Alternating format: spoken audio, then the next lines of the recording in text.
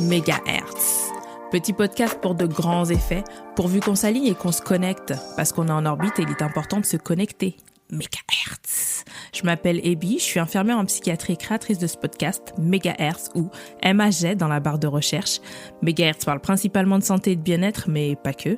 Il a pour objectif de démystifier et apporter de la lumière sur des réalités scientifiques et spirituelles insoupçonnées. C'est aussi l'envie de partager tous ces sujets qui m'animent, qui me caractérisent, héritage, transmission, identité, mes valeurs, nos histoires, nos savoirs.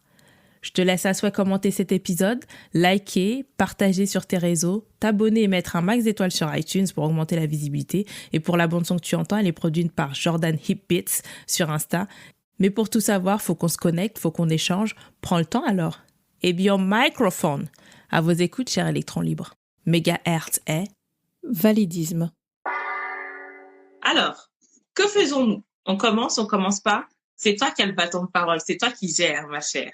À la base, on voulait parler de validisme, si je me souviens bien. C'est ça? Yes.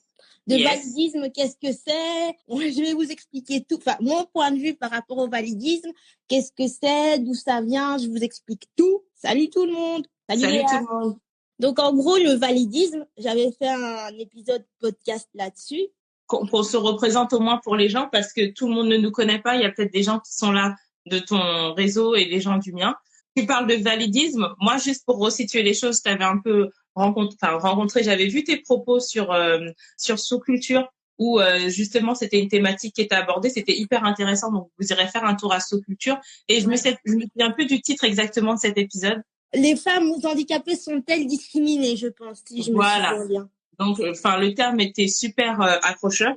Et du coup, c'est là que j'ai vu vos propos et tu faisais partie des intervenants et c'était hyper pertinent. Et après, par la suite, j'ai découvert que tu avais un podcast, etc. Tu m'as dragué sur les réseaux.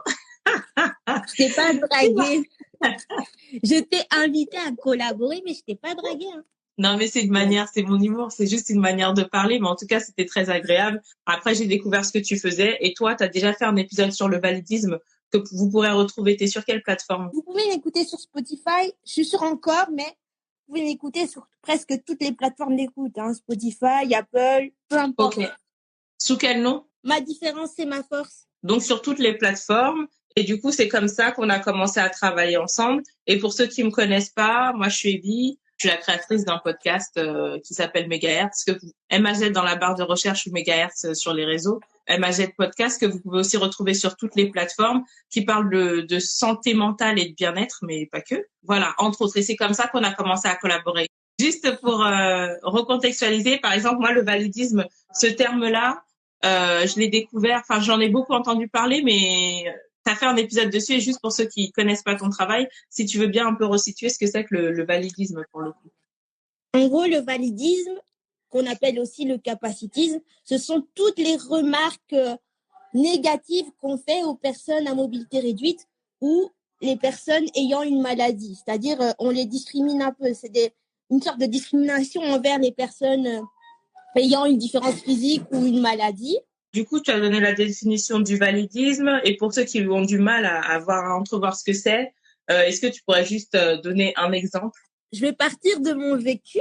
Un exemple là tout de suite, on m'a déjà dit, c'est pas forcément des remarques négatives, mais des remarques aussi qui peuvent te blesser toi en tant que personne ayant un handicap, du style, pour ceux qui ne savent pas, je sais pas marcher depuis mon enfance, et on m'a déjà dit des remarques du style, quand est-ce que tu vas marcher? Parce que j'en ai marre, tu vois. J'en ai marre de te voir. C'était d'une façon négative.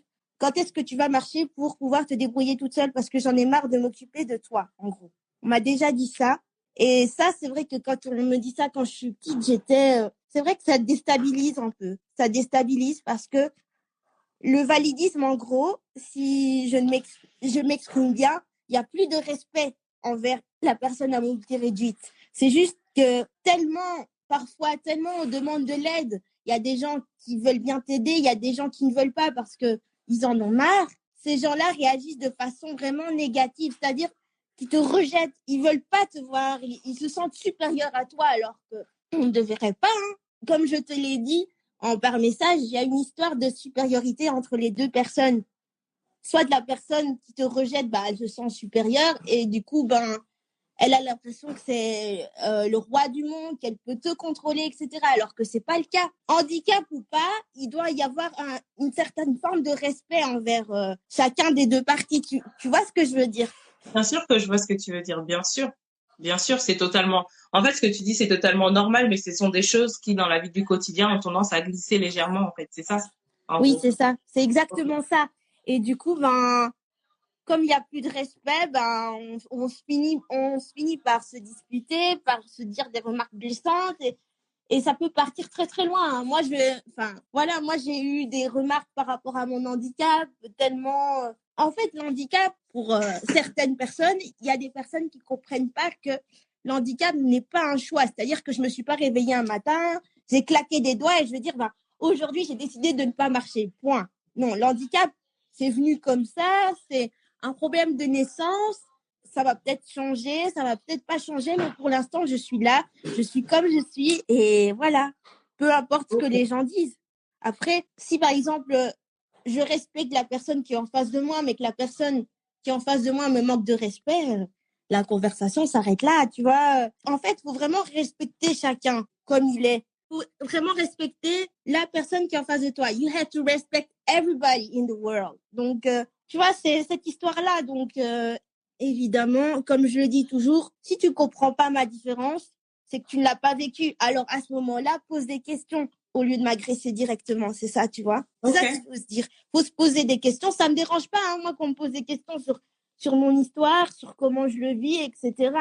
Les remarques négatives de certaines personnes. Si tu n'es pas content de me voir ou tu veux pas me voir, ou j'en sais rien, enfin, tu as une haine envers toi, tu dois extérioriser. Vas-y, frère, lâche-toi, mais pas sur moi. Moi, je préfère envoyer de l'amour. I send love to everyone plutôt que de la haine parce que ça sert à rien, tu vois. C'est se détruire mentalement. Tu sais, tu dis un truc, là, ça nous a bien illustré ce que c'est que le validisme ou l'autre terme que tu as employé, c'est quoi Capacitisme. Le capacitisme. Oui. Mais moi, ce qui me fait rire, c'est, oui, en fait, poser des questions, c'est juste pour pas trop s'étendre sur ce sujet-là, c'est juste poser des questions. Parfois, ça peut être aussi très délicat parce que quelqu'un qui ne comprend pas et qui n'arrive pas à percevoir que tu es en train d'agresser quelqu'un peut aussi te poser des questions totalement déconnantes. Je sais pas, des trucs hyper déplacés du genre, j'avais eu un débat dernièrement avec une collègue et je lui disais que il y avait des réalités relatives et il y avait des réalités absolues. Non, des évidences. Le terme, c'était pas réalité, c'était évidence. Je lui dis non, mais dans la vie, il y a des évidences relatives et il y a des évidences absolues. Parce qu'elle me disait que mon évidence n'était pas celle de tout le monde. Je lui dis, c'est simple. Si je te coupe les deux bras, je te coupe les deux jambes et après je te demande si ça va, à J+2 de la situation, excuse-moi, c'est une évidence absolue que tu vas pas bien, en fait. Enfin, je sais pas, demain, tu perds ta maison, tu perds ton mari, tu perds tes gosses. Excuse-moi de te demander si ça va. Pour moi, c'est une évidence absolue que tu ne vas pas bien, en fait.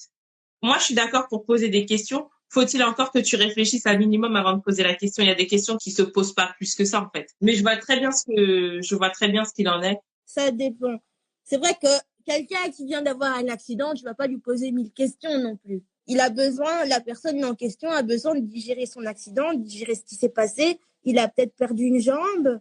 C'est vrai, le handicap peut venir aussi d'un accident, mais c'est pas forcément ça. Moi, par exemple, c'était un accident dû à la naissance, tu vois. Et j'ai appris à vivre avec. Mais quelqu'un qui vient juste d'avoir un accident, qui digère à peine ce qui lui est arrivé, que tu poses un milliard de questions, ça, c'est pas évident. C'est pour ça qu'il faut laisser genre un temps d'adaptation à la personne, se dire, voilà, elle vient d'avoir un accident, je vais peut-être lui laisser genre 1 mois ou 2, le temps qu'elle s'adapte, et puis même 1 an, le temps qu'elle s'adapte à sa nouvelle situation. Et puis après, si ça va mieux, je lui poserai les questions, mais pas maintenant. Parce que l'accident est encore trop fragile dans l'esprit, pas le mental. Tu vois ce que je veux dire? Bien sûr que je vois. D'ailleurs, tu parles de mental. T'aimerais nous en dire 2-3 mots ou pas? Sur mon mental. Alors, si tu veux, c'est toi qui vois sur le mental, enfin, sur la thématique même de notre live. Ou si tu as envie de parler de ton mental, tu peux, enfin.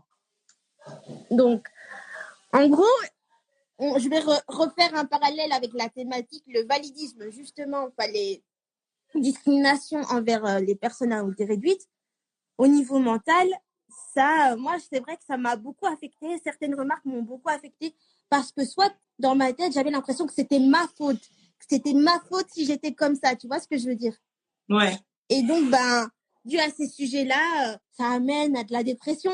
J'ai failli tomber. Je dis bien failli parce que je ne sais pas qu'est-ce qui m'a boosté à ne pas tomber dans une dépression totale, mais j'étais dans un esprit de en fait, c'est ma faute, pourquoi je suis là, etc. Enfin, j'avais l'impression d'être coupable pour quelque chose que j'avais fait. Quand on me disait des remarques négatives par rapport à ma différence physique, etc., je me posais des centaines de questions et j'étais dans un état quasi dépressif, tu vois. Parce que, à force de recevoir des remarques négatives, tu finis par douter de toi-même. Des remarques vraiment blessantes, tu finis par douter de toi-même. Tu n'acceptes ou tu n'acceptes plus ta maladie.